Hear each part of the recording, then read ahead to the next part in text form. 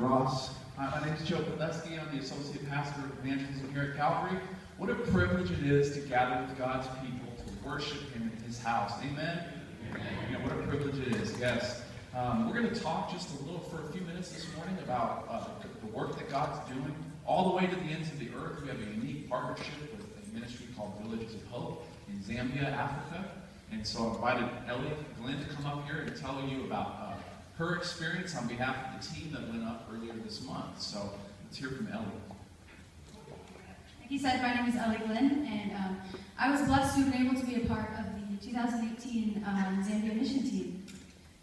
For those of you who do not know, Calvary Bible Church is one of about 5 churches that supports the Villages of Hope. What makes Calvary Bible Church's contribution so special is that all the kids that are in the village are sponsored by someone either attending Calvary or somehow associated with Calvary. For those of you who do sponsor a child, either at the village or anywhere else in the world, you might not really know how important your sponsorship really is. The main focus of our teams, of Calvary's team there, is the kids. Connecting with the kids, playing with the kids. Every night we were able to pair up and go into one of the houses that the kids are staying in. And the house that I went to every night housed girls ages 12 to about 20. And my partner was Alicia Heck, who is, she's 21, so we were all about the same age. And one night we were sitting around the kitchen table and we were talking about what we wanted to do with our lives. Because we're all at that stage, like we're deciding what we're going to do as a career, what we feel God's calling us to do. And there's a girl that lives in that house. Her name is Sharon. She should be coming up on the screen, hopefully. Picture of Sharon. I'll start talking about her. When it came her turn to answer the question, she said very, very confidently, "I'm going to be a lawyer."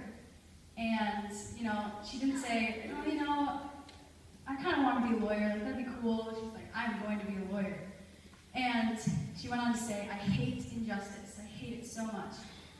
I'm going to be a lawyer for women and children, because in Zambia, oftentimes women are accused of crimes that they did not actually do.